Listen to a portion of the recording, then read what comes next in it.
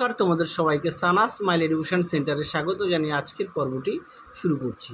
আজকে তোমাদের জন্য নিয়ে চলে এসেছি তোমরা যারা অষ্টম শ্রেণীর দ্বিতীয় পর্যায়ক্রমিক মূল্যায়ন পরীক্ষা দেবে, তোমাদের জন্য রায় ও মার্টিন প্রশ্ন বিচিত্রা থেকে আজকে সমাধান করে দেখাবো অষ্টম শ্রেণীর ভূগোল বিষয়ে মডেল নম্বর 5 অর্থাৎ 5 নম্বর স্কুলের যে সমস্ত ছোট ও বড় প্রশ্নগুলি আছে সমস্ত প্রশ্নের উত্তর তোমাদের সমাধান করে দেখাবো। আগের ভিডিওতে তোমাদের অষ্টম শ্রেণীর ইতিহাস পরিবেশের সমাধান করে দেখানো আছে, তোমরা যারা এখনও দেখোনি আমাদের প্লেলিস্টে গেলে পেয়ে যাবে। চলো দেরি না করে মূল বিষয়ে যাওয়া যায়। প্রথমে দেখো এক জায়গায় কী আছে, সঠিক উত্তরটি নির্বাচন করে লেখো।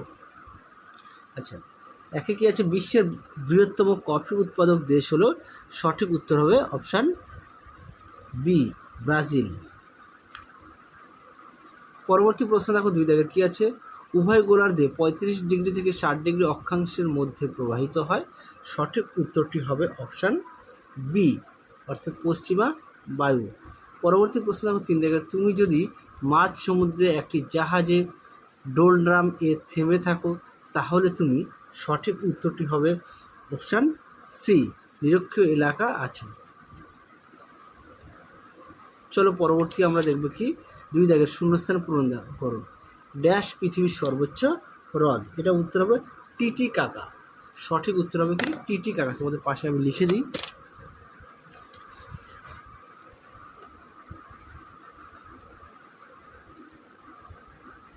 টিটিকাকা।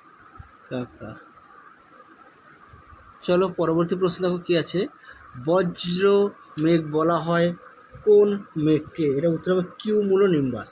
সঠিক উত্তর হবে, তোমাদের উত্তরটি পাশে লিখে দিই, কিউমুলোনিম্বাস।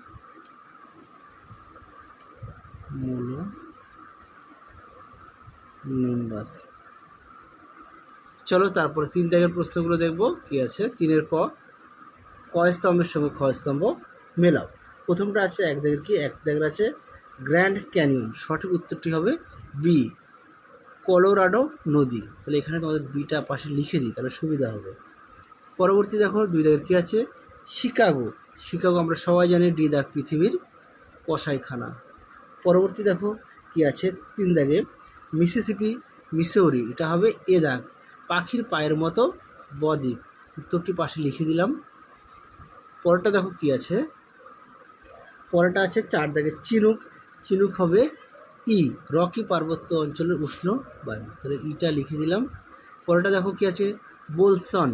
বোলসনটা হবে সি, লবণাক্ত হ্রদ। চলো তারপরে চার দাগের প্রশ্নগুলো দেখবো এক এক করে। কী আছে প্রথমে চারের এক, কাকে ও কেন পৃথিবীর রুটির ঝুড়ি বলা হয়। চলো প্রশ্ন উত্তরটা দেখো, দেখে নাও। পৃথিবীর রুটির ঝুড়ি সম্পর্কে সুন্দর করে দেওয়া আছে, প্রশ্ন উত্তরটি দেখে নাও। চলো পরবর্তী প্রশ্ন দেখো, দুই দাগের টিকা লেখো ঘূর্ণবাতের চক্ষু, দেখে নাও এই প্রশ্নের উত্তরটি, দেখে নাও প্রশ্নের উত্তরটি সুন্দর করে দেওয়া আছে, তোমরা এখান থেকে এ অবধি লিখবে, দেখে নাও বৈশিষ্ট্যটাও দেবে। চলো পরবর্তী প্রশ্ন দেখো কী আছে। পরবর্তী আমরা দেখব 5 দাগের কী আছে, নিচের প্রশ্নগুলির অনধিক 50টি শব্দের উত্তর দাও। প্রথম প্রশ্ন আছে একের, শৈলক্ষ বৃষ্টিপাতের ক্ষেত্রে অনুপাত ঢালে কম বৃষ্টিপাত হয় কেন। চলো প্রশ্নের উত্তরটা দেখি, দেখে নাও প্রশ্নের উত্তরটি সুন্দর করে দেওয়া আছে, দেখে নাও, দেখে নাও। পাশাপাশি অবশ্যই তোমরা তোমাদের পাঠ্য বইটি খুঁটিয়ে পড়বে। চলো পরবর্তী প্রশ্ন দেখো। তার আগে বলি, তোমাদের অষ্টম শ্রেণীর আগের ভিডিওতে আমরা একটা ইতিহাস বিষয়ে প্রশ্নপত্রের সেট দেওয়া আছে, তোমরা সেগুলো অবশ্যই ফলো করো। চলো পরবর্তী প্রশ্ন দেখো।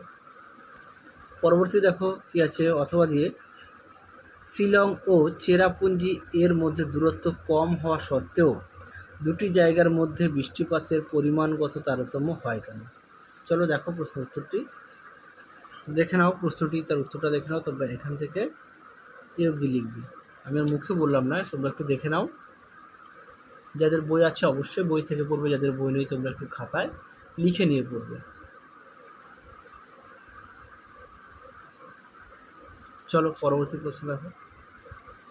পরবর্তী দেখো দুই দাগের সেলভা অরণ্য চিরগোধূলি অঞ্চলে সৃষ্টি হয়েছে কেন? প্রশ্নের উত্তরটা দেখো, দেখে নাও। এই প্রশ্নের উত্তরটা তোমরা পুরোটাই লিখতে হবে, হ্যাঁ, দেখে নাও।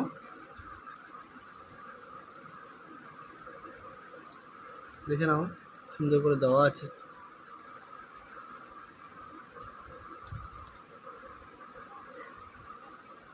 তোমরা একটা কাজ করবে, হ্যাঁ, বৈশিষ্ট্যটা দিয়ে দেবে এখান থেকে, এই পদ্ধতি দেবে। একটু ছোট হয়ে গেল, তোমাদের পাঠ্য বইতে দেওয়া আছে, সেখান থেকে তোমরা দেখে নিতে পারো।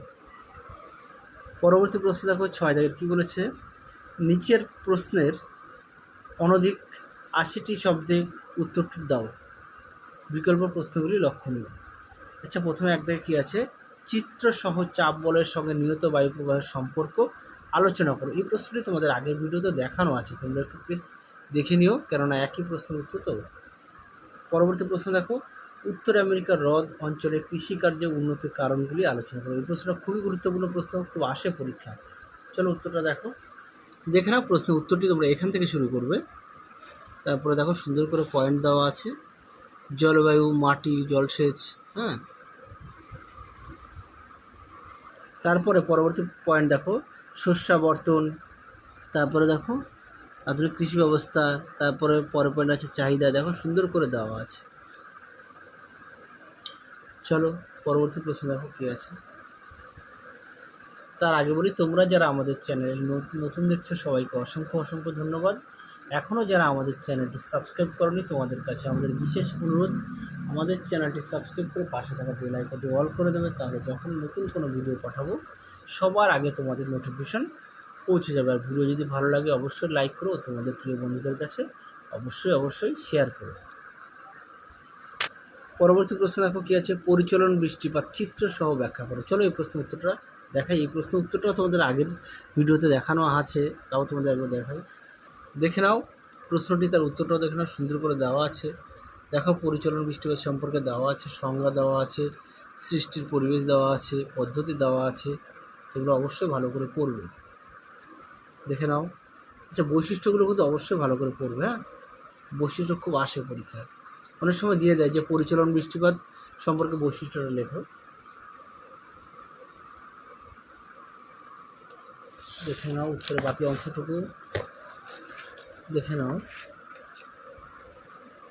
উদাহরণ দেওয়া আছে, সুন্দর করে দেওয়া আছে, তোমরা অবশ্যই ভালো করে পড়বে। শৈলক্ষে বৃষ্টিপাতটাও পরীক্ষায় দেয়, তোমরা চিত্রটা কিন্তু অবশ্যই আঁকবে, হ্যাঁ। আমি চিত্রটা তো দেখালাম, তাও আরও একবার দেখাই। এখানেও পরিচলন বৃষ্টিপাতের চিত্রটা তোমাদের পাঠ্য বইতে সুন্দর করে দেওয়া আছে। চলো তাহলে আজকের মতো এখানে সমাপ্ত করছি, আবার দেখা হবে খুব শীঘ্রই তোমাদের পরবর্তী ভিডিওতে। তোমরা সবাই সুস্থ থেকো, ভালো থেকো, টাটা।